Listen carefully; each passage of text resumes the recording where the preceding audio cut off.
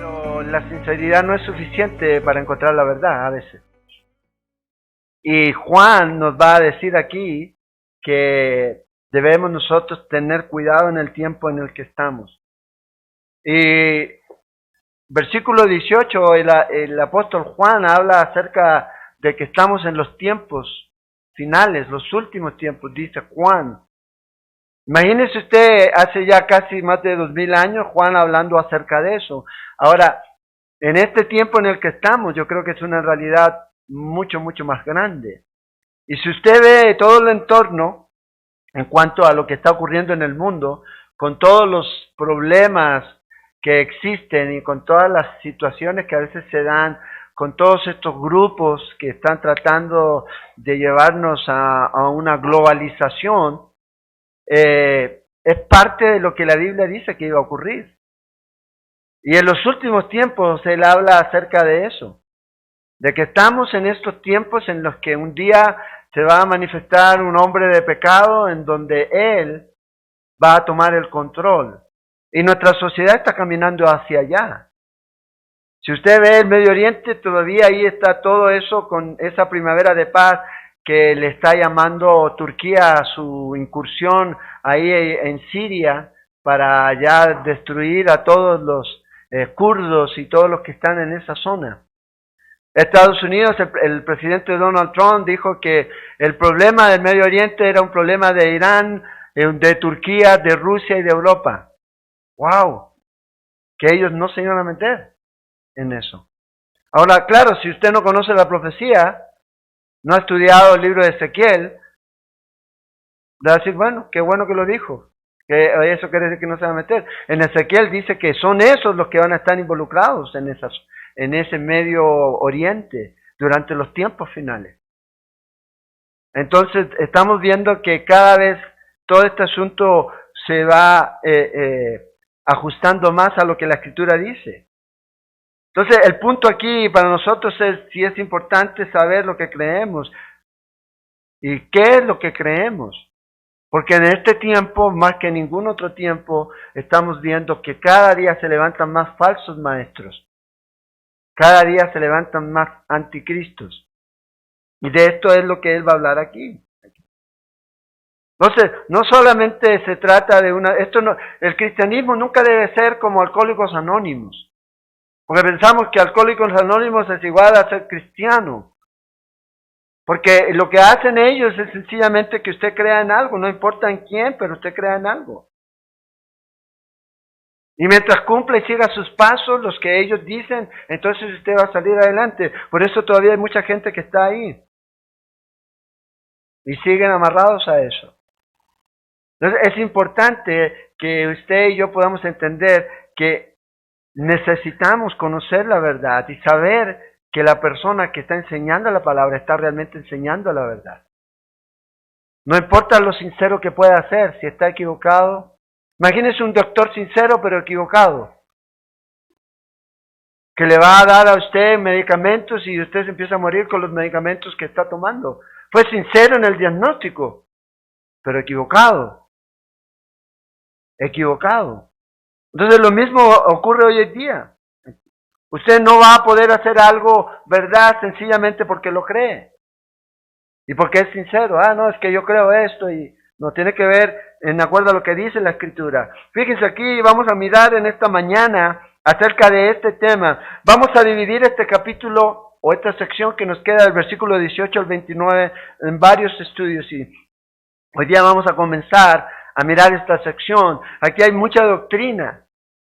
Especialmente vamos a empezar hablando acerca de profecía, que a veces hoy día no está muy de moda. Hay algunos líderes que dicen que la profecía en realidad entorpece a la iglesia a hacer la obra que el Señor le ha llamado a hacer. Yo no creo eso, yo creo que al contrario. La profecía lo que hace es motivarnos a hacer la obra que el Señor nos ha llamado a hacer, sabiendo que nos queda poco tiempo, entendiéndola correctamente. No esperando que la iglesia va a establecer un reino aquí en la tierra. Por eso no va a ocurrir. Porque Dios no nos llamó a establecer un reino. El reino lo va a establecer Cristo cuando regrese con su iglesia, después de haberla llevado al cielo. Entonces aquí vamos a mirar en este capítulo tres temas que van desarrollándose aquí. El primero es una advertencia contra los falsos maestros. Primero, la advertencia contra los falsos maestros que están tratando de entrar o están dentro de la iglesia y lo que quieren hacer es seducir al cuerpo de Cristo. Y vamos a identificar tres características que tienen en común, de acuerdo a este texto. Lo segundo que vamos a estar mirando también son cuatro cosas que el creyente necesita saber en cuanto a caminar en la verdad. ¿Por qué estamos en la verdad? Eso lo vamos a ver la próxima semana. Y lo tercero que vamos a mirar aquí es que podemos evitar ser engañados. Ahora, aquí hay una cosa que es interesante. Esto es una advertencia a los cristianos que están en la iglesia y les dice aquí Juan, cuidado con ser engañados. Ahora, ¿qué sentido tiene una advertencia que en la práctica no se va a producir? Que un verdadero cristiano nunca va a ser engañado. Entonces, ¿para qué Juan está escribiendo esto? A veces nosotros tenemos teologías que más van de la razón humana que de lo que la Escritura dice. ¿De acuerdo? Juan le está escribiendo a los cristianos.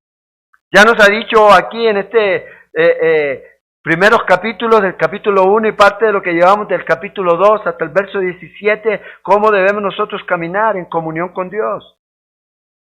Caminando en luz. Es importante. Caminar en amor. Ya lo hemos visto. Y ahora vamos a entrar a la tercera parte que Juan menciona en este libro, que es qué es lo que creemos y por qué lo creemos. Ya miramos los dos primeros, ahora vamos a meternos aquí en este capítulo 2, versículo 18, acerca de qué es lo que creemos. Y aquí está el conflicto entre la verdad y la mentira. La verdad y el error. Si usted realmente va a caminar en comunión con Dios, necesita caminar en la verdad. Y la verdad no está en una institución, ¿ya?, o en una iglesia o denominación. La verdad está en la palabra de Dios. Aquí está la verdad. Y es por eso que debemos escudriñar las Escrituras. Es por eso que debemos estudiar las Escrituras. Y no quedarse solamente con lo que un hombre pueda decir, llámese como se llame ese hombre. De la iglesia o la denominación que esté. Usted y yo debemos siempre estar escudriñando las Escrituras. Por eso siempre les animamos a traer su Biblia, a traer un cuaderno y anotar, y muchos de ustedes lo hacen, para que después ustedes puedan investigar y seguir estudiando más. Fíjate, Juan comienza aquí en el versículo 18, hijitos, hablando de estos hijitos que van creciendo y van desarrollándose en madurez. Les dice el último tiempo. Este es el término que usa Juan aquí. La pregunta aquí, ¿qué significa este término, esta referencia aquí, esta frase de último tiempo? Y la idea aquí es que estamos en los últimos días, tiempos finales, que comenzaron desde que Jesús vino, desde su resurrección, y continúan y van a hacerse una realidad cuando el Señor regrese otra vez por su iglesia y luego con su iglesia a establecer su reino. Antiguamente la gente estaba esperando la venida de Cristo, la venida de su Mesías.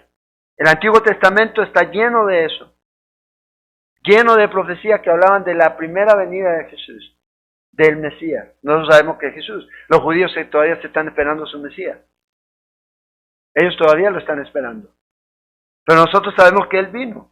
¿Cuál fue el propósito de esta venida? Venir y morir en la cruz para quitar los pecados, para hacer reconciliación entre Dios y el hombre. Esto es lo que Él vino a hacer. Eso ya se cumplió.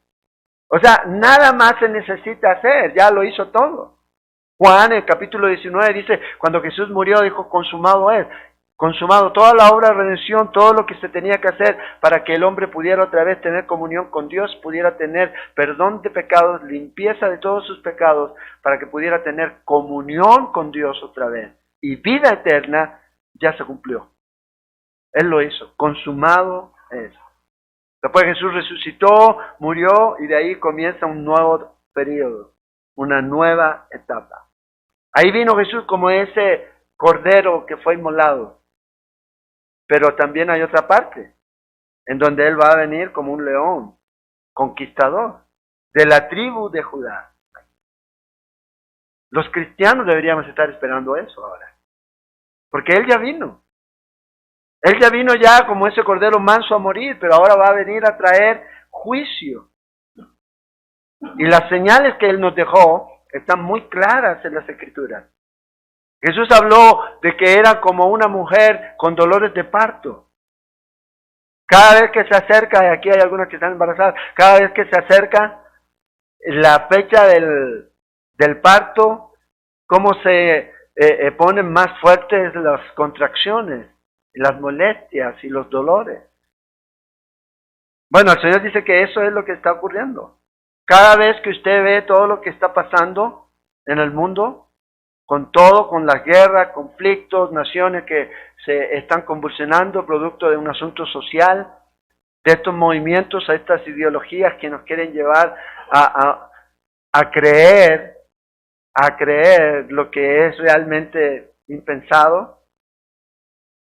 Entonces todo eso nos está mostrando que el Señor dijo que esto iba a ocurrir y esto es lo que está pasando. Guerras, terremotos y todo lo que usted ve hoy en día. Todo eso se está cumpliendo y lo estamos viendo ante nuestros ojos. Entonces, ¿qué quiere decir eso? Que los dolores de parto cada día van más y más y más. Van a ser cada día más frecuentes, más intensos. Contracciones. Cuando eso pasa, le dicen respire y respire. Bueno, cuando usted ve una señal, el Señor dice mira arriba. Porque vuestra redención está más cerca que antes. Eso es lo que el Señor nos dice. Por eso dice aquí, fíjate, versículo 18 del capítulo 2 de Primera de Juan, hijitos, ya es el último tiempo. La iglesia necesita vivir en función de esto. La iglesia del primer siglo vivía pensando de que ellos estaban viviendo los últimos días. Pero hoy día nosotros vivimos como que si esto no fuera a acabar. Cuando estudiamos en Pedro, ¿se acuerdan que algunos tienen por tardanza la venida del Señor? Bueno, hay muchos cristianos que viven así. Muchos cristianos que viven así pensando que el Señor no viene, que todavía falta mucho. Que la iglesia tiene que lograr ciertas cosas. No, la iglesia no tiene que lograr nada. La iglesia tiene que hacer su propósito. Y cuando entre la última persona al cuerpo de Cristo, cuando se complete la plenitud de los gentiles, dice Pablo en Romanos, en el capítulo 11, versículo 25. Porque les dice, no quiero que ustedes ignoren esto, le dice a los cristianos, que a Israel le ha acontecido endurecimiento de corazón. Pero este endurecimiento de corazón es solamente y va a durar hasta que entre la plenitud de los gentiles. Entonces Israel será salvo, el remanente. Entonces cuando eso ocurra, cuando alguien que no sabemos quién es, el último hombre, la última mujer, el último niño, el último anciano, forme y llegue al cuerpo de Cristo, reciba a Jesús como su Señor y Salvador, y el Señor diga este número está completo, entonces vienen 7 años de tribulación, como nunca antes. Después de esos 7 años viene entonces el Señor con su iglesia a establecer su reino. Un reino que no lo puede establecer ningún hombre. Ningún hombre. Solo Él. Entonces ellos vivían con esta mentalidad. En Hechos, en el capítulo 2, ¿se acuerdan ustedes cuando vino el Espíritu Santo? Cuando cantamos que el Espíritu Santo venga, estamos refiriéndonos a eso. Al bautismo del Espíritu Santo. No a que el Espíritu Santo venga a morar en usted, porque ya mora en usted. Pero cuando cantamos que el Espíritu Santo venga, estamos cantando que el Espíritu Santo venga sobre nosotros, que nos llene.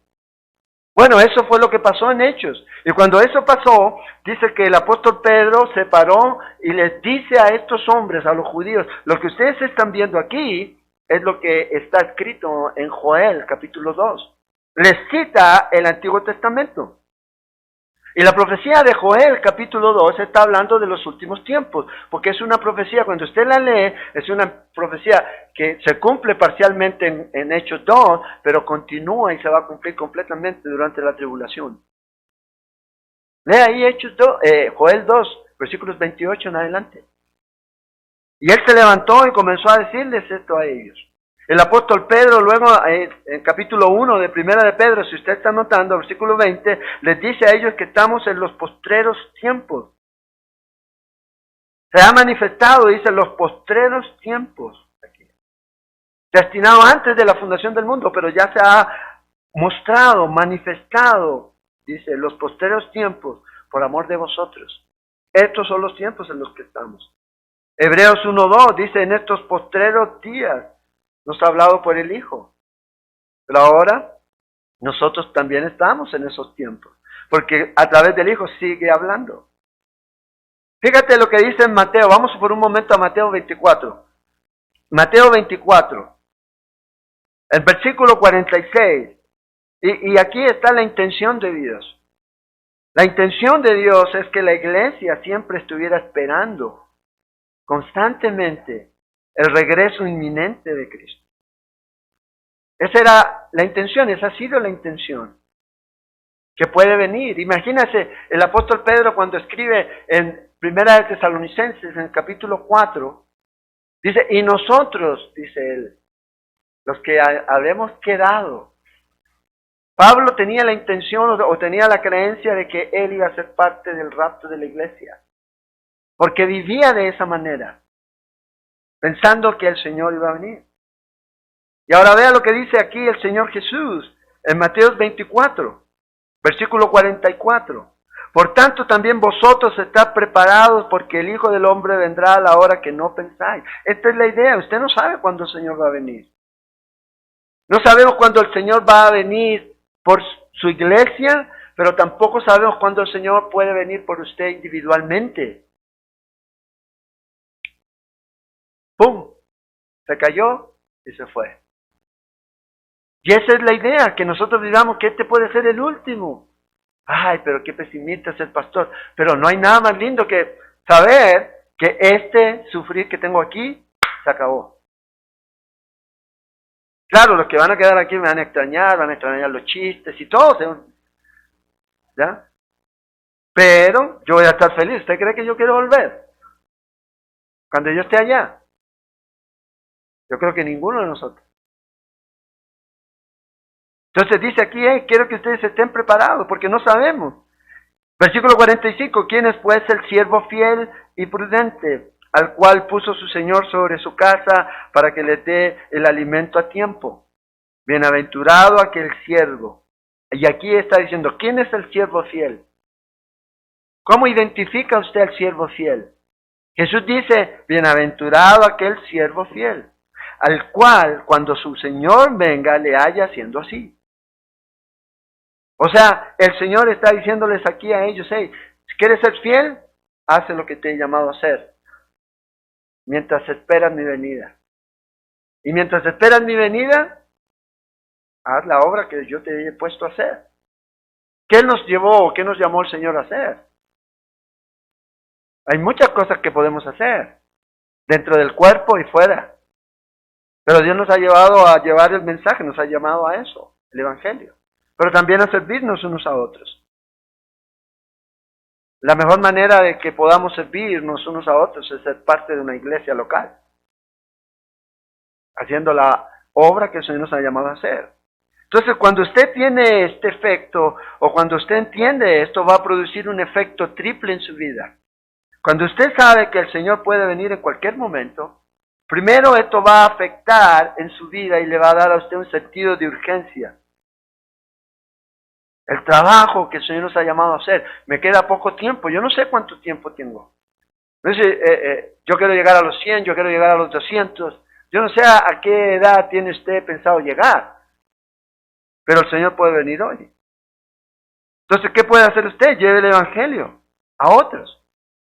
Llévelo a otros. Y eso le va a dar ese sentido de urgencia. Puede ser hoy, puede ser mañana, no sé. Pero cuando Él venga, yo quiero estar listo. Segundo, esto nos va a dar una perspectiva correcta de las cosas materiales. ¿Se acuerdan lo que nos dijo en los versículos 15 al 17? No amen el mundo, ni las cosas del mundo. ¿Por qué? Porque todo esto va a pasar. Cuando usted sabe que el Señor puede venir ahorita, ¡pum!, Usted sabe, lo que tengo es pasajero, lo que tengo no es mío. No me quita el sueño. No me quita el sueño. Ni me detiene para servir al Señor. Entonces, y por último, nos da una perspectiva en la cual usted dice, wow, yo quiero estar viviendo una vida de santidad y pureza cuando el Señor regrese. Nos lleva a una vida pura, a una vida de santidad. Entonces, esto es lo que produce en nosotros. Entonces, todos, en cierta forma estamos viviendo los últimos tiempos. Porque ninguno de nosotros sabe cuándo el Señor nos va a llevar a casa. Por más que nos aferremos a esta vida, ninguno de nosotros puede durar o puede alargar un día más si no es la voluntad de Dios. Porque para Dios, para la vida de un creyente no hay, ¡ay, qué mal que murió tan joven! No existe eso. Tenía tanto por vivir. Sigue viviendo en Cristo, allá en los cielos. Ahí. Entonces, iglesia, necesitamos entender esto. Que el Señor puede venir y necesitamos vivir en eso. El Señor puede venir. Entonces, pregúntate, ¿qué te gustaría en que el Señor te encontrara haciendo cuando regrese? ¿Viendo pornografía? ¿Estando con la mujer que no es tu esposa? ¿Engañando a tus trabajadores? Yo no creo. Por eso cuando yo sé que el Señor puede venir, eso, wow, yo fuera. Quiero vivir en santidad. Quiero que la gente pueda ver a Cristo a través de mi vida. Ahora, otra vez, no porque vengas aquí te vas a ir al cielo. Es la verdad. Y vamos a ver eso. Porque Juan nos va a dejar claro que hay muchos que están dentro que no son parte de. No son parte del cuerpo. ¿Y cómo se va a notar? Porque un día se van a ir. Se van a ir. Fíjate, dice aquí, versículo 18 otra vez. Y según vosotros oísteis que el anticristo, y aquí está hablando de este personaje, ¿ya? Un personaje que es alguien que va a existir durante un tiempo específico en la historia. Aún no lo hemos visto. Y la idea aquí de anticristo tiene que ver con eso, de alguien que se opone a Cristo, pero también de alguien que se pone en el lugar de Cristo. Por eso dice, según vosotros oísteis que el anticristo viene, no ha venido. Ellos ya lo habían escuchado, eso quiere decir que Juan les había enseñado a ellos. Ellos probablemente habían escuchado los CD, los cassettes, iba a decir, no, los CD del apóstol Pablo, que le escribe a la iglesia de Tesalónica, hablándoles de este personaje. Entonces le dice, este es el que viene, anticristo. Juan es el único que llama a este personaje por este nombre, anticristo. No, nadie más en las escrituras lo llama así. Y vamos a ver que hay muchos nombres para él. Fíjate, dice, y hace una distinción. Así ahora han surgido muchos anticristos, plural. Hay una distinción entre la encarnación de la maldad, el anticristo, y aquellos falsos maestros que surgen de la iglesia y que se transforman en anticristos, porque van a estar en contra de Cristo. Juan, como dije, es el único que se refiere a este personaje como el anticristo. 5 veces. Es el único, nadie más lo menciona de esa manera. Sí se menciona de muchas formas, de muchos nombres. Entonces, anticristo es, pues diría, el apodo popular. No es que se llama, no esté esperando a un hombre. ¿Cómo se llama usted? Anticristo. ¿Ya? Aunque a veces yo he escuchado algunos nombres, ya que digo, wow. ¿Ya? Ayer había un referee en un partido que se llamaba Tutti Frutti. Y se están vacilando. No, ese era su apellido, Tutti Frutti. ¿Ya? Pero usted no espere a un anticristo. Juan, mi nombre es Juan Anticristo. José Anticristo, no. Pero es un apodo de esta figura que va a dominar el mundo. Donde Dios le va a permitir que así sea, donde este hombre va a recibir lo que Jesús rechazó cuando Satanás se lo ofreció. ¿Se acuerdan de Mateo 4? Todos los reinos han sido dados. Si me adoras, yo te los doy a ti. Jesús dijo no, pero este hombre los va a recibir. El término anti significa uno que se opone, o uno que reemplaza, o uno que se pone en lugar de. Se opone, reemplaza o en lugar de aquí. Entonces puede ser alguien que va a estar en contra de Cristo. Hoy día hay muchos que están en contra de Cristo, o hay otros que se ponen en el lugar de Cristo, o quizás ambos. Se va a oponer o se va a poner primero en ese lugar de Cristo como el Mesías, como el Salvador, pero a la vez después se va a oponer en contra de Cristo. Muchos nombres se le dan a él en las Escrituras, especialmente en el libro de Daniel. Daniel capítulo 7, si usted quiere apuntar, porque no nos va a dar tiempo para leerlo, pero lo puede leer usted en su casa. Daniel 7:8 nos habla de un cuerno pequeño, proféticamente hablando de este hombre. En Daniel capítulo 8, verso 23, nos habla de un rey altivo, de rostro, orgulloso. Daniel 9:26 nos habla del príncipe que ha de venir. Las 70 semanas de Daniel. En Daniel 11, verso 36 hasta 45, es una de las porciones más grandes que tenemos en cuanto a características de este hombre. Y una de las cosas que nos dice ahí es que es un rey que hace su voluntad. Y que al Dios de sus padres rechazará. Pero se le conoce como ese rey voluntarioso. Jesús habló de él en Juan capítulo 5, verso 43, donde dice que va a venir uno en su propio nombre. Y a él van a recibir. A él. Los judíos ahorita están ahí, esperando a su Mesías. Y este va a venir. ¿Y cuál es el problema con los judíos ahora? Ellos nunca pudieron aceptar que Jesús fuera el Mesías. Porque para ellos el Mesías tenía que ser un hombre. Y Jesús se declaraba hombre, pero también él se declaró yo soy Dios. ¿Por qué ellos piensan que tiene que ser un hombre? Porque se basan en lo que dijo Moisés en Deuteronomio 18:15. En donde dice que él les va a dar un profeta como yo, dice Moisés. Entonces él tiene que ser hombre. Si usted le pregunta a los judíos hoy día, bueno, ¿y cómo usted va a reconocer quién es ese Mesías para ustedes? Él nos va a ayudar a construir el templo. Nos va a ayudar a construir el templo.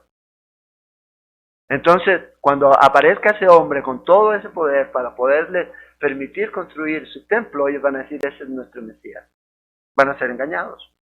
¿Por qué? Porque rechazaron a Jesús. Si usted rechaza a Jesús, usted va a ser engañado. Va a ocurrir. Si usted recibe a Jesús, usted va a permanecer a pesar de los engaños. Va a permanecer.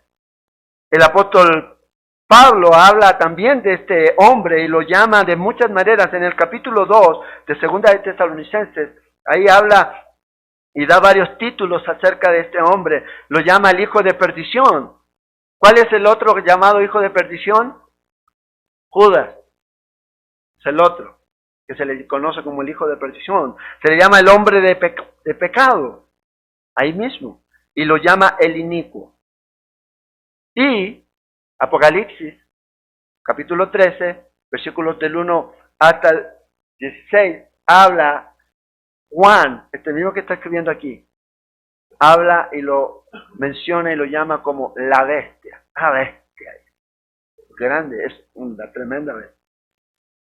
Proféticamente, si usted estudia la Escritura, hay más de 100 pasajes en las Escrituras que se refieren a la persona del anticristo. Más de 100 pasajes. Eso quiere decir que es un personaje que debemos tomar en cuenta.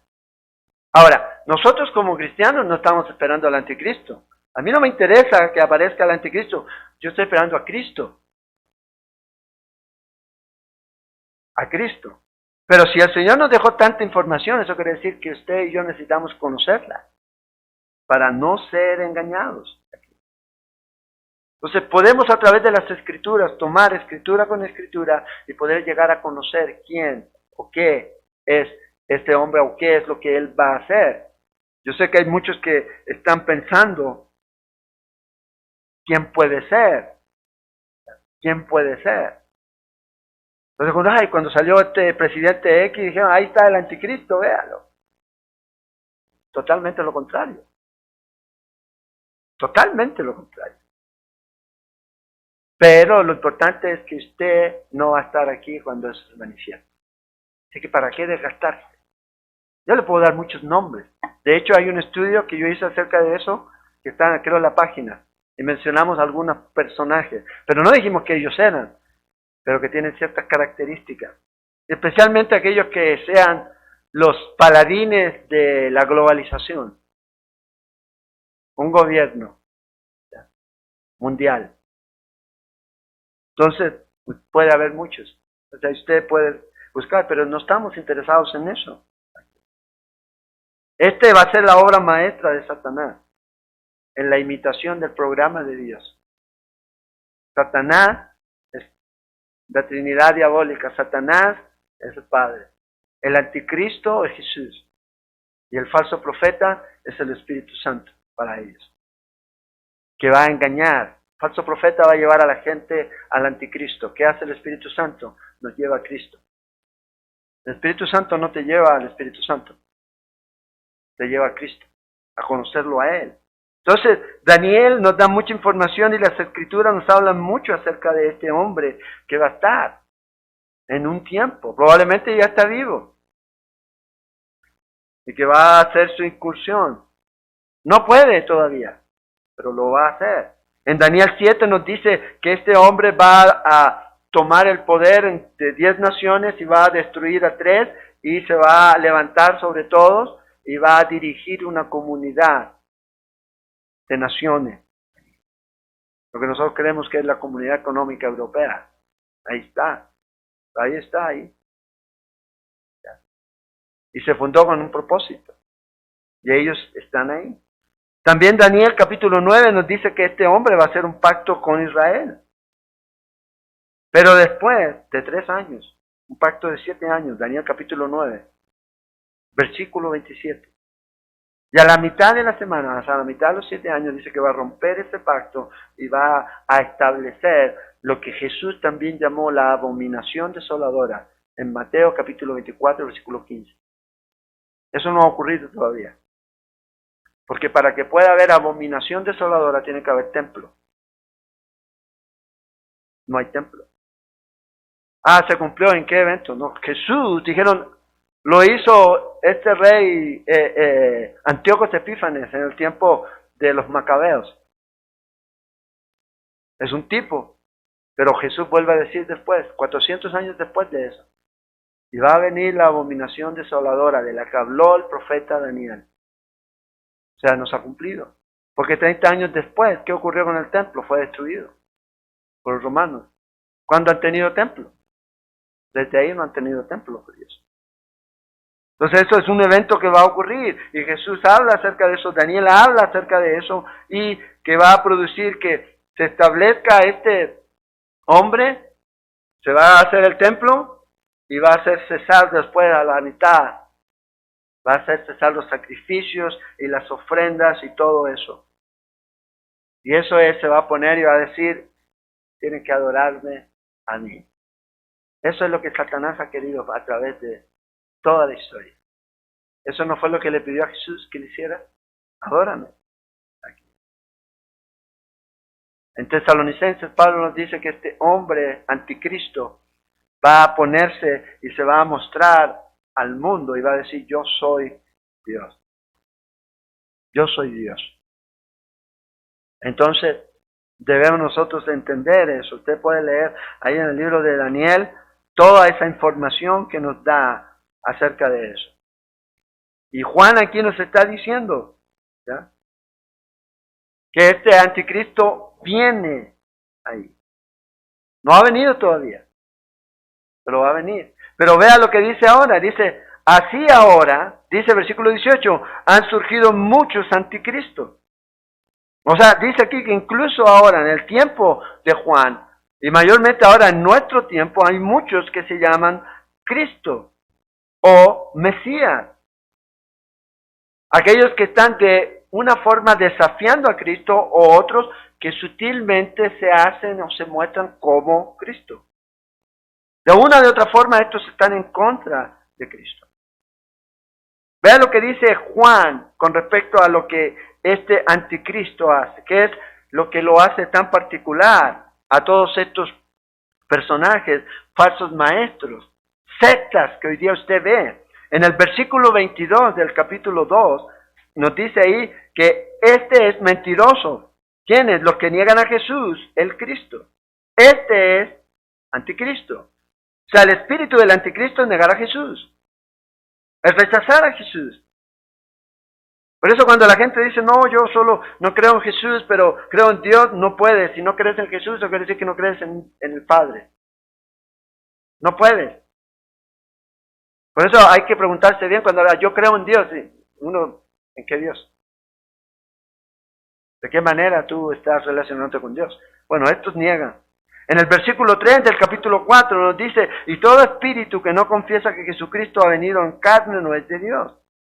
No solamente niegan a Jesús como Dios, pero también muchos niegan a Jesús en su humanidad. En su humanidad. Luego en el versículo 7 del capítulo 1 de segunda de Juan, nos dice, porque muchos engañadores han salido por el mundo que no confiesan que Jesucristo ha venido en carne. Entonces, esto es lo que estos hombres están haciendo. ¿Cómo usted puede reconocer a alguien que tiene el espíritu del anticristo? Bueno, va a negar que Jesús es el Mesías. Va a negar la obra que Cristo hizo. Ah, sí, denme a Dios, pero no me den al Hijo. No puede. Y esto es lo que la gran mayoría de las sectas, los grupos sectarios están tratando de hacer. Creen en Jesús, pero en un nivel inferior. Siempre lo van a poner ahí, en un nivel más bajo, ya sea como un arcángel, ya sea como el medio hermano o el hermano de Lucifer, etcétera. Depende de donde usted esté, en la secta. Pero siempre van a poner a Jesús en menor grado, inferior siempre al Padre. Entonces, fíjate aquí ahora va a describir cuáles son las características de estos falsos maestros, de estos falsos Cristos. Desde el versículo 19 va a mencionar algunas características. 3. Vamos a ver cuántas alcanzamos a ver. La primera está en el versículo 19. Dice, salieron de nosotros. O sea, una característica de un falso maestro, de un falso Cristo, es alguien que va a salir, se va a separar de la comunión de la iglesia verdadera. Se va a separar. Fíjate, dice, salieron de nosotros. ¿Quiénes son los que salieron de nosotros? Bueno, obviamente los que niegan que Jesús es el Mesías. Los que niegan que Jesús ha venido en carne y hueso. O sea, estaban ahí, en el cuerpo, pero ya mostraron su cara y se fueron. Usted tiene dos formas de ver la iglesia, y es lo que enseña la Escritura. La iglesia universal en todo el mundo, pero cuando usted recibe a Jesús como Señor y Salvador de su vida, ya es parte de esa iglesia universal, donde están todos los creyentes, pero luego usted pasa a ser parte de una iglesia local, como es esta aquí. Para tener compañerismo, para crecer, para madurar, donde se le va a enseñar a crecer, a ser parte de eso y a poder usar sus dones y talentos que Dios les ha dado. Eso es parte. Entonces, una evidencia real, verdadera, de una verdadera rendición a Cristo, de un verdadero aceptar, como diría alguien, de una verdadera conversión a Cristo, es el deseo de estar en el pueblo de Dios. O sea, alguien que me dice que es cristiano y no quiere ser parte del cuerpo de Cristo, entonces ponga en duda su conversión. Porque eso es algo que es antinatural. Vea lo que dice en 1 de Juan, ahí mismo, versículo 14, capítulo 3. Nosotros sabemos que hemos pasado de muerte a vida, o sea, somos salvos. ¿Cómo? En que amamos, dice, a los hermanos. ¿Cómo se aman los hermanos? Siendo parte del cuerpo de Cristo. Entonces cuando alguien dice, hey, yo soy creyente, pero no me congrego en ninguna iglesia porque no creo en eso. Y empieza a valorar, empieza a examinarse bien. Un verdadero creyente, un verdadero hombre, mujer, nacido de nuevo, va a querer ser parte del cuerpo de Cristo, va a querer estar con las ovejas. Vea la distinción aquí entonces de estos falsos maestros. Ellos se alejan de la comunidad del cuerpo, de la iglesia de Cristo. Entonces, si uno examina las sectas, cualquier secta que usted quiera examinar, se va a encontrar que tienen esta característica. Son personas que nacen de la iglesia cristiana, de la iglesia de Cristo. La iglesia de Cristo es una sola. Están ahí, pero se apartan. Se alejan de ella. Cosas que ellos dicen del por qué se alejan es que no, es que esta iglesia está llena de hipócritas. Entonces, como hay tanto hipócrita, entonces yo me voy a formar mi propia. La pura, la santa, la sin mancha, la inmaculada. Pobrecito. ¿Ah? Pobrecito. Aquí. Nunca estas personas van a encontrar una iglesia perfecta. Nunca van a decir, está así, aquí me siento. No, ellos siempre están en su orgullo, están diciendo, no, ¿sabes qué? Yo tengo una revelación mejor, aquí está lleno de hipócritas, me voy a formar la mía con esta nueva revelación. Y generalmente esta nueva revelación siempre va en contra de la Escritura. Siempre en contra de la Escritura. Siempre contradice la Escritura. Siempre ellos van a decir, es que Dios me mostró esto. Dios me lo reveló a mí y a nadie más. ¿Quieres saber? Yo te lo doy. Ahora, si tú fueras lo espiritual que soy yo, también lo verías. ¿Se ha encontrado con gente así? No aquí, pero ¿de qué hay? En algún país debe haber gente así. Que ellos se creen que ellos son los únicos que tienen la verdad.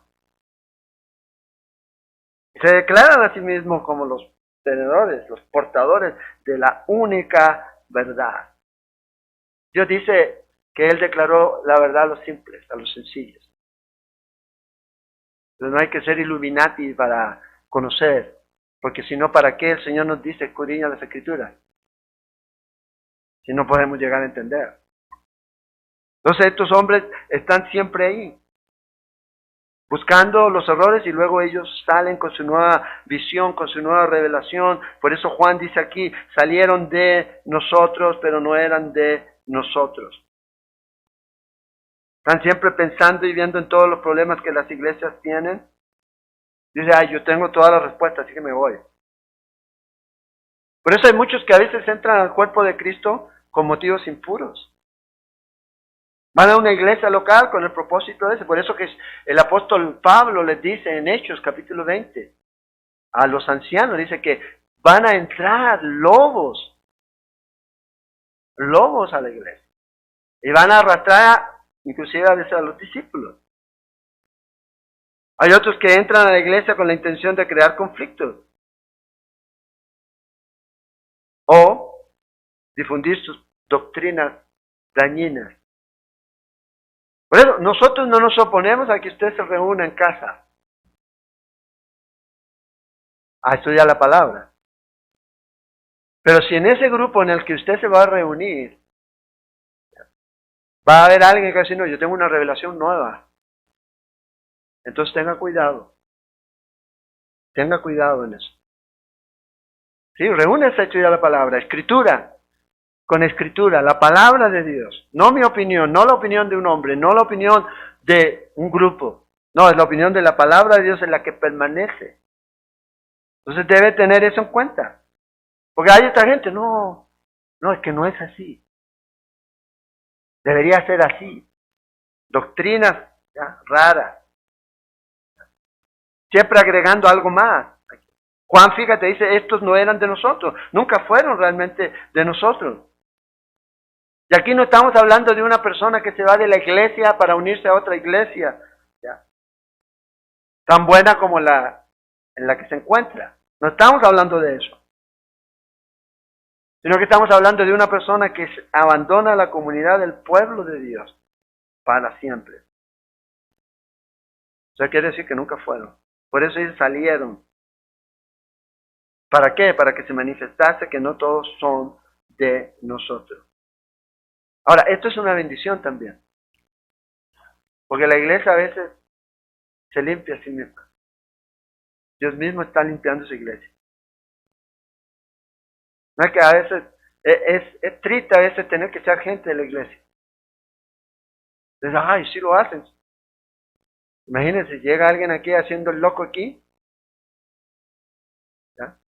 Que comience aquí y comienza a embaucar a la gente, a engañar. Tenemos que cuidar el rebaño. Tenemos que cuidar el rebaño. Y tenemos personas ya entrenadas para eso. Para sacarlos en el amor de Cristo. Sí, en el amor. Pero Dios levanta. Vea, un hombre dice que un cristiano falso no se sentirá cómodo echando raíces en una iglesia saludable. Un cristiano falso no se sentirá cómodo echando raíces en una iglesia saludable. Hay dos cosas que van a ocurrir. O arregla su situación con Dios o se irá. Pero no se va a sentir cómodo. Entonces Juan dice aquí, estaban aquí pero no eran. Entonces la primera evidencia de un falso profeta, de un anticristo, es alguien que está ahí, pero no es de ahí y va a salir. Se va a ir y va a tratar de llevarse la mayor cantidad de gente. Con su propia enseñanza. La segunda cosa, que es lo que vamos a mirar aquí, sobre estos falsos maestros que tienen en común, está en el versículo 22 y 23. Y es que niegan la deidad y la suficiencia de Cristo. Dice, ¿quién es el mentiroso? Sino el que niega que Jesús es el Cristo. Ahora, Cristo no es el apellido de Jesús, y vamos a ver eso. ¿Ya? José no se llamaba José Cristo. Y por eso se pasó a llamar Jesús Cristo. No. ¿Ya? Aquí está hablando de un título. Pero es interesante que él lo coloque aquí. Porque están negando dos cosas estas personas aquí. Este, dice, es anticristo, el que niega al Padre y al Hijo. No puedes pretender no negar al Padre si no crees en el Hijo. No puedes. Todo aquel, dice el verso 23, que niega al Hijo, tampoco tiene al Padre. O sea, no hay forma. Por eso Jesús dijo, yo soy el camino, la verdad y la vida. ¿Que quiere ir al Padre? Tiene que ir a través de Él. El que confiesa al Hijo tiene también al Padre. El que cree en el Hijo. Entonces fíjate, Juan aquí nos dice que estos falsos maestros niegan que Jesús es el Cristo. Niegan la identidad de nuestro Señor Jesucristo. Y cuando Juan está escribiendo esto, tiene algo más en mente. No solamente decir Jesús aquí. Y ahí es donde estos grupos sectarios, cuando llegan en la mañana, upe, ting dong, ¿ah? ¿Le ha pasado a usted? Pregúntele si creen en Jesús. Sí, ellos van a decir, si creemos en Jesús. Los mormones le van a decir, sí, si creemos en Jesús. Pero el punto es, ¿de qué Jesús creen? ¿O en quién creen de Él? ¿Qué es Él para ellos? Por ejemplo, los budistas creen que Jesús es un buen maestro. Los del Islam creen que Jesús fue uno de los profetas. Y así usted puede encontrar. Los testigos de Jehová, que son más comunes hoy en día verlos, creen que es un ser creado, un arcángel. El arcángel Miguel. O alguien similar. Los mormones, ¿ya? Por si usted no lo sabía, creen que Jesús es el hermano de Lucifer. Es lo que creen. Y a veces uno los ve tan lindos con corbatito y de blanco, dice, ay, es una doctrina del demonio. ¿Creen eso? Juan dice que Jesús es el Cristo. Y esta frase tiene todo el significado que puede cambiar la vida de una persona, si lo entiende. Primero, Jesús es la transliteración del nombre Josué, que quiere decir Jehová es salvación. O sea, es el Salvador. Mateo 1:21. Este es el nombre que le vas a poner, le dijo el ángel a José.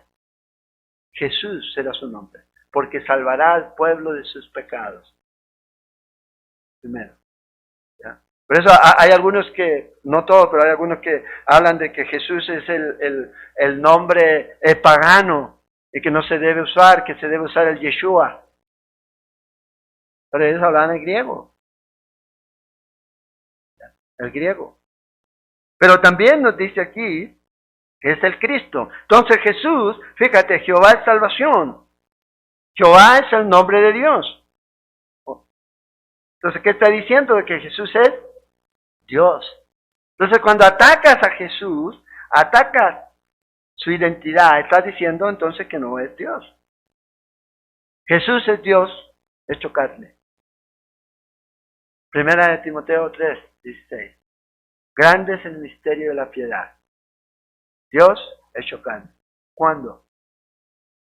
Dice que vimos su gloria como la gloria del unigénito. ¿Cuándo? Cuando Jesús vino. Juan capítulo 1. Versículo 1. En el principio era el verbo y el verbo era con Dios y el verbo era Dios. Y luego en el verso 14 dice que este verbo tomó cuerpo y habitó entre nosotros. Jesús.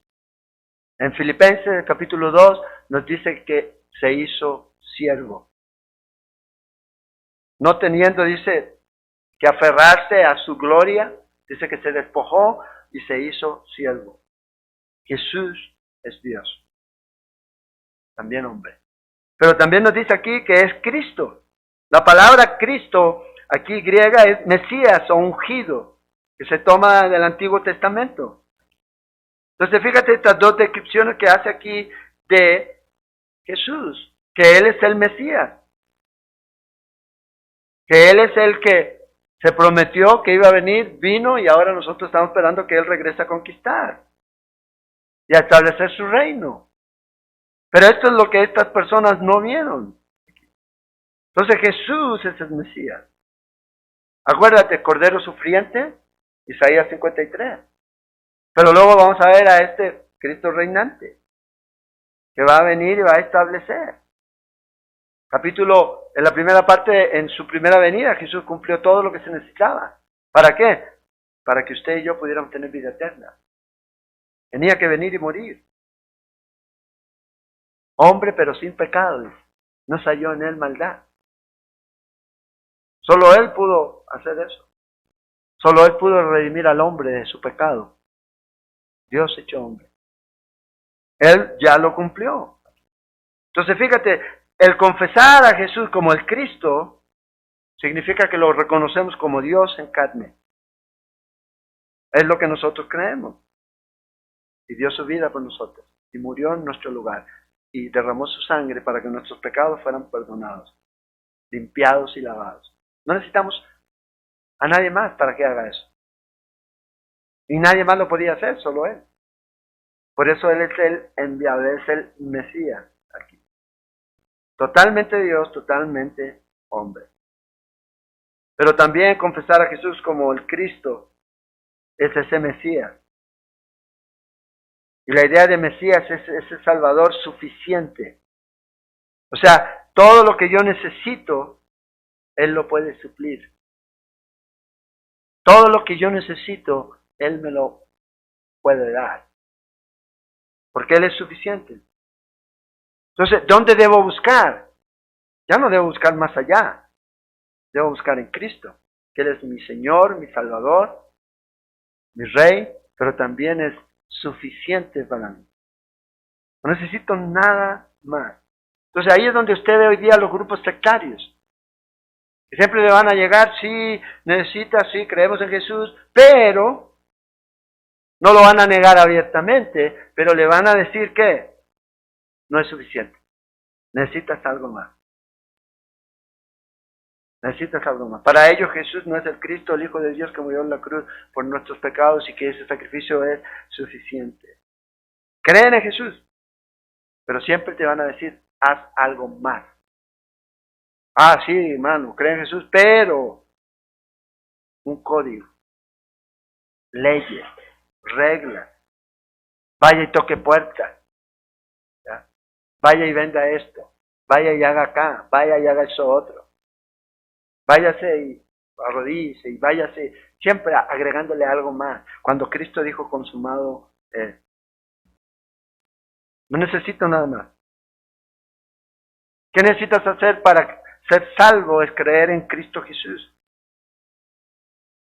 Es todo. Pero ellos te van a decir, necesitas creer en Cristo Jesús y bautizarte. ¿Dónde dice eso?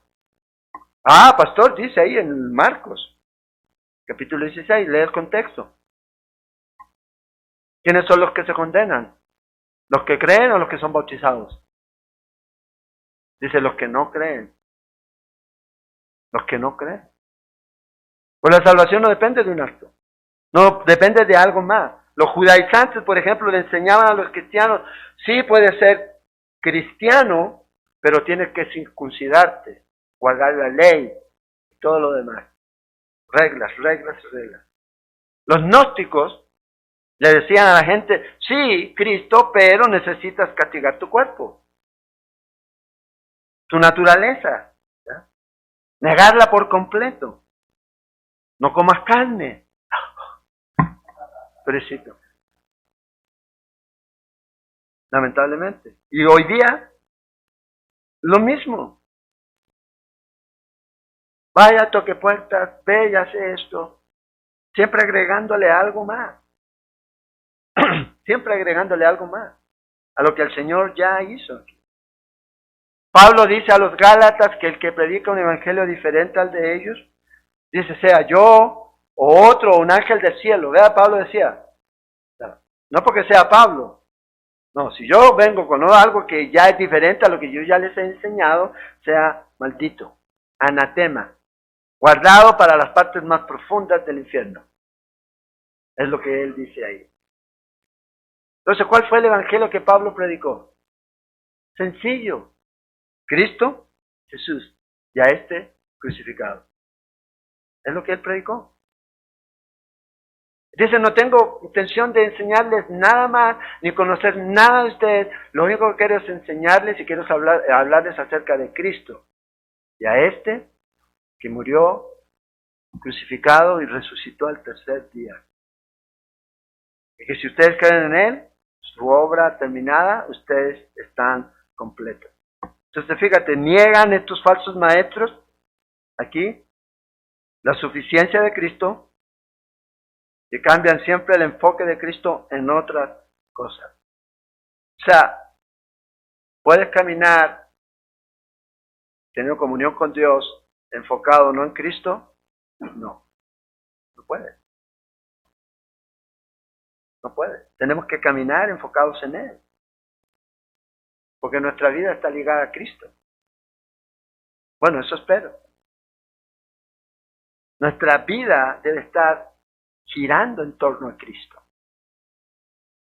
Por eso cuando noticias y cosas y vienen a tu vida, yo estoy en Cristo. Puedo estar firme. No quiere decir que no voy a recibir malas noticias. No quiere decir que no voy a sufrir enfermedades. No quiere sufrir que a lo mejor no me van a robar o me van a asaltar. Pero eso no me va a sacar de permanecer y estar en Cristo. Porque no es que voy a permanecer, estoy permaneciendo en Él. Cuando estamos en Él, se muestran vidas totalmente diferentes. Una vida orgullosa es una vida que no quiere permanecer, una vida que no quiere depender de Cristo Jesús. Más bien, cuando usted permanece, lo va a llevar a una vida de humildad, una vida que depende y descansa en Cristo. Marcada por la humildad, entera dependencia. Cuando realmente somos grandes, cuando estamos siempre de rodillas, humillándonos ante el Señor. Y vamos a poder estar firmes ante cualquier cosa que venga a nuestra vida. ante cualquier cosa que venga a nuestra vida. Y lo tercero y esto último, de estos falsos maestros, dice el verso 26, característica de estos hombres, dice, os he escrito esto sobre los que os engañan. Estos falsos maestros siempre van a hacer proselitismo en la iglesia. O sea, van a buscar engañar a los cristianos. Y Juan dice, estoy hablándoles a ustedes, hermanos, aquellos que están aquí, en el cuerpo de Cristo, que tengan cuidado de estos hombres que los están induciendo al error. Los están llevando seducidos, engañados, para que ustedes se alejen. Entonces el punto aquí, a veces, versículo 19, lo usan algunos para decir ya muchas cosas, y dicen, hey, el creyente no puede ser engañado, el creyente no puede regresar al mundo. Pero no está el balance en la Escritura. Primero ignoran el propósito de esta carta, evitar que los cristianos sean engañados. Entonces, ¿qué sentido tiene escribir esta carta si un verdadero cristiano no va a ser engañado? ¿Cuándo tiene sentido una señalización de alto? O sea, si no hay paso para allá, ¿para qué va a poner es una calle que termina ahí, ¿para qué le va a poner un signo alto a eso? Pero si pasa el tren, como pasa aquí, lo necesita. Entonces, si un creyente no puede ser engañado, ¿por qué esta advertencia? Y piensa en eso. Por eso Pablo dice, examínese, a ver si está la fe. Examínese. Entonces, estos hombres vienen e intentan, ¿ya?, arrastrarnos. Fíjense, ¿dónde esta gente va? ¿A quiénes son sus candidatos predilectos de estos grupos sectarios, creyentes nuevos? Y si un testigo de Jehová, un mormón, se da cuenta que usted es creyente, y ellos hacen un par de preguntas y se van a dar cuenta que usted es nuevo, que usted no conoce, ¡pum!, se la van a meter aquí. Y lo van a seguir. Ah, sí, nosotros podemos hacer estudios bíblicos. Y no se va a terminar ni dar cuenta de cuando esté en el salón del reino sentado ahí, con corbata y con un bolsito, con revistas, puerta a puerta. Entonces hay que tener en cuenta eso. Si ellos tienen la verdad, ¿por qué no van a evangelizar al mundo? ¿Por qué no van a predicarle a aquellos que no conocen al Señor? Entonces, seducidos. La palabra aquí, seducidos o engañados, es seducir. Y la idea aquí se trata de cómo un hombre seduce a una mujer susurrándole palabras que ellas quieren oír en sus oídos. Esto es lo mismo que hacen estos hombres. Queriendo lo que usted escucha, ellos van a venir y van a decir, esto es lo que quieres escuchar, esto es lo que yo te voy a decir. Vea lo que dice, terminemos leyendo 2 de Timoteo, la próxima semana vamos a seguir. 2 de Timoteo, capítulo 4, versículo 3 y 4. Vea lo que dice Pablo. Porque vendrá tiempo cuando no sufrirán la sana doctrina, sino que teniendo comezón de oír. Y aquí la idea del comezón de oír no es que quieren escuchar la palabra, no quieren escuchar. Ay, no, pastor, ya que hora termina. Hay algunos de ustedes que están pensando eso. Ay, ya. Pastor, ya juega Cartago a las 11. Bueno, no sé. Porque Saprissa ya no juega. Dice, tienen comezón de oír, o sea, no quieren escuchar. No quieren escuchar la verdad, no quieren escuchar la palabra de Dios. Dice, se amontonarán maestros conforme a sus propias concupiscencias, o sea, conforme a lo que ellos quieren. ¿Qué necesitas? Yo te lo doy. ¿Quieres escuchar eso? Yo te lo digo. Y apartarán de la verdad el oído y se volverán a la fábula. Ese es el peligro. Dime lo que quieres escuchar y yo te lo digo. Pastor, ¿esto es lo que la gente quiere escuchar? Bien, hablemos. Consejero, ¿esto es lo que él quiere escuchar? Dígase. Entonces no van a soportar. Mucha gente hoy día no quiere escuchar la verdad de Dios. Mucha gente ni siquiera quiere abrir este libro. Mucha gente dice, no hable de pecado porque nos va a inducir al pecado más. ¿Se imagina? No use esta palabra porque esta palabra va a ofender a la gente. Cuidado. Cuidado. Porque a veces hay frascos que les han quitado el rótulo de veneno. Y la gente sin darse cuenta se los está tomando. Cuanto más suave sea la etiqueta, cuanto más florida sea la etiqueta, cuidado, porque más venenoso es ese veneno. Te va a destruir. Por eso necesitamos estar en la palabra de Dios. Falsos maestros, falsos cristos. Estamos en ese tiempo. Pero ahora nosotros podemos tener la verdad. Aquí está la verdad. Escudriñela.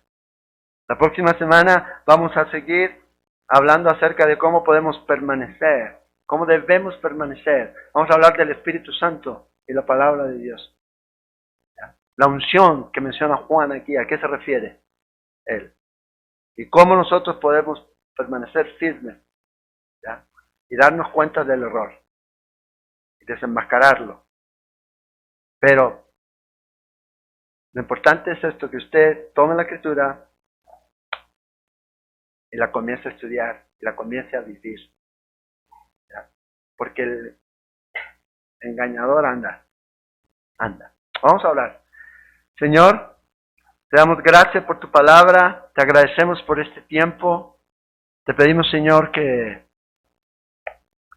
nos ayudes a entender, Señor, que estamos viviendo en estos tiempos finales y que necesitamos de ti, necesitamos tu palabra, necesitamos conocerla para no ser engañados, estar firmes, arraigados en Cristo, sabiendo quién es Él, lo que Él ha hecho y que Él es suficiente para nosotros. Oramos, Señor, y te pedimos que nos ayudes, Señor, que no nos dejemos ser movidos por cualquier viento de doctrina, sino que podamos permanecer firmes ante estos falsos maestros, estos falsos cristos o anticristos que están viniendo para engañarnos, aquellos que te rechazan y aquellos, Señor, que nos quieren llevar tras ellos. Ayúdanos siempre, Señor, a permanecer en ti y cada uno de nosotros podamos también llevar a otros, a ti, no a nosotros, a Cristo, porque en Él es donde está la esperanza, en Él es donde está el perdón, en Él es donde está la vida, en Él es donde está la verdadera libertad. Y hacia Él tenemos que llevar a los hermanos y hermanas, a Cristo. Ayúdanos, Señor, a que así sea. Guárdanos, Señor, en esta semana que comienza y ayúdanos, Señor, a caminar en obediencia a ti, haciendo lo que tú nos has llamado a hacer. Si vas a venir por nosotros hoy, mañana, en esta semana, que podamos estar listos, que podamos decir, Señor, ven. Que nada, Señor, nos estorbe. Oramos, Padre, y te pedimos que te podamos tener esa convicción. Y si no es así, si nos vas a tener más tiempo, ayúdanos a llevar el mensaje, el Evangelio, tu palabra, porque eso es lo que necesita el mundo, es a Cristo, no a nosotros, es a Cristo. Oramos, Señor, y te damos gracias. Y ponemos todo esto en tus manos, en el nombre de Jesús. Amén y amén.